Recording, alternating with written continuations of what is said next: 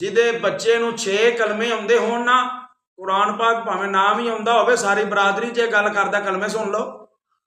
ਨਿੱਕਾ ਜਿਹਾ ਮੁੰਡਾ ਕਲਮੇ ਸੁਣ ਲਓ, ਵੇਖਿਆ ਜੇ ਆਉਂਦੇ ਨੇ ਕਿ ਨਹੀਂ ਆਉਂਦੇ। ਬਾਤ ਕਰਨ ਦਾ ਮਕਸਦ ਇਹ ਵੇ ਕਿ ਅਸੀਂ ਬੁੱਢੇ ਹੋ ਗਏ ਹਾਂ, ਨਿੱਕੇ ਨਿੱਕੇ ਹੁੰਦੇ ਆ 6 ਕਲਮੇ ਅਸਾਂ ਯਾਦ ਕੀਤੇ ਸਨ, ਉਦੋਂ ਬਾਅਦ ਪੜ੍ਹੇ ਵੀ ਹੈ ਨੇ। को पता भी है कि 6 कलमियां का मकसद की है, को पता भी है कि 6 कलमे कादे वास्ते याद करवाए जाते हैं। बाबा इन्हां 6 कलमियां दे विच तेरा सारा दीन है, इन्हां 6 कलमियां दे अंदर तेरा सारा इस्लाम है। पढ़ के तो देख, मुसलमान दा कलमा की है, ला इलाहा इल्लल्लाह मुहम्मदुर रसूलुल्लाह। पढ़ ले, तेरी जुबान भी पाक, तेरा जिस्म भी पाक, हर चीज पाक हो जाती है, तू इस्लाम वाला बन जाता है, ईमान वाला बन जाता है। ला इलाहा इल्लल्लाह ईसा रूहुल्लाह कहने वाला ईमान वाला नहीं है। ला इलाहा इल्लल्लाह मूसा कलीमुल्लाह कहने वाला ईमान वाला नहीं है। ला इलाहा इल्लल्लाह मुहम्मदुर रसूलुल्लाह अलीयुन वलीयुल्लाह कहने वाला ईमान वाला नहीं है। ईमान वाला दा कलमा है ये, ला इलाहा इल्लल्लाह मुहम्मदुर रसूलुल्लाह सल्लल्लाहु अलैहि वसल्लम। फिर देख अगे गवाही देंदा बंदा, जेड़ा गवाही दवे मरदे वक्त जुबान ते आ जाए अशहदु अल्ला इलाहा इल्लल्लाहु वहदहु ला शरीका लहू व अशहदु अन्ना मुहम्मदन अब्दुहु व रसूलुहु। आंदे ने कि ते बख्शिया होया है, ये ते नबी दी भी गवाही दे के गया है, ते नबी दे खुदा दी भी गवाही दे के गया। सुभान अल्लाह। ये 6 कलमियां च सारा दीन है। बस बात मुकाइए, टाइम ज्यादा हो चला है। बात यह है इस रात, बल्कि अगे पिछे भी 5वां कलमा आउंदा सारियां नूं, 5वां कलमा नहीं आउंदा ते उत्तों वेख के 5वां कलमा कसरत दे नाल पढ़ो। 5वां कलमा कसरत दे नाल पढ़ो। अस्तगफिरुल्लाह रब्बी मिन कुल्ली ज़ंबिन अज़नबतुहु। ए 5वां कलमा जनाबे वाला कसरत दे नाल पढ़ो। जिस वक्त तुसीं कसरत नाल पढ़ोगे ना, इहदे विच सब कुछ ही आ जांदा है। इहदे विच बंदा अर्ज करदा है, या अल्लाह मैं गुनहगार हां, तू बख्शण वाला है, मैनू माफ़ी दे।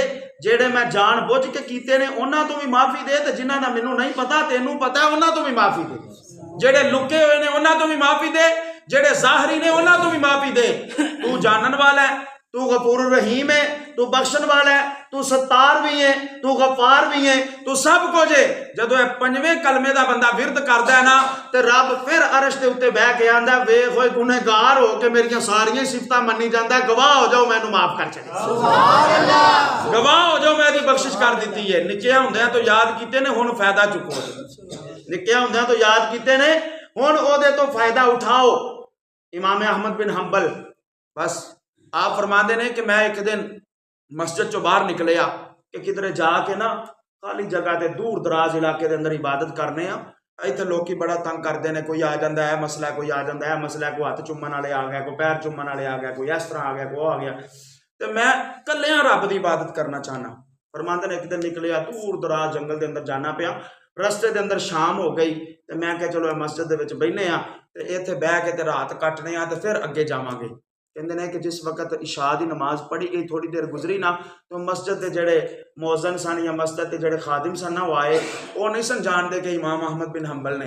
फरमाते ने वो कहन लगे कि बाबा जी कदों को फारग होना जे, मैं ताला लाना मसीत नूं, निकलो। आप फरमाते ने मैं भी ना दसिया कि यार मैं इमाम अहमद बिन हंबल हाँ, क्योंकि वो बजुर्ग जोड़े होंदे सन अपने आप को जाहिर नहीं सन करते होंदे।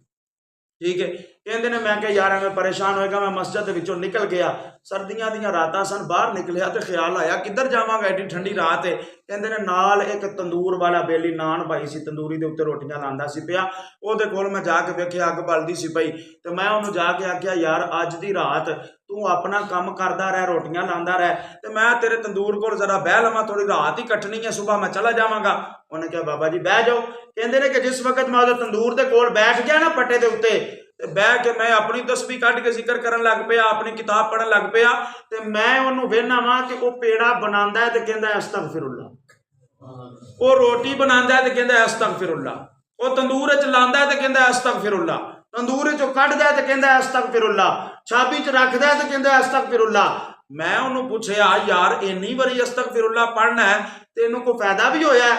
उन्हें कहा बाबा जी मैं बचपन तो यह काम करना वा पिया, ते अस्तगफिरुल्लाह पढ़ पढ़ के अल्लाह ने मैनू इंज दा कमाल दे दिता है कि मैं जेड़ी दुआ मंगना रब कबूल कर लैंदा। सुभान अल्लाह। मैं जेड़ी दुआ मंगना अल्लाह कबूल कर लैंदा है। आपने फरमाया अच्छा सारियां दुआवां कबूल हो गईयां? आंदा जी सारियां ही होईयां ने, बस एक रह गई है। फरमाया ओ केड़ी? आंदा जी यही दुआ मंगी सी कि गरीब बंदा वा, टाइम को नहीं लभदा जानदा, सुनिया है इमाम अहमद बिन हंबल अल्लाह दा बुजुर्ग है, या अल्लाह उन्होंने मेरे नाल मिला दे।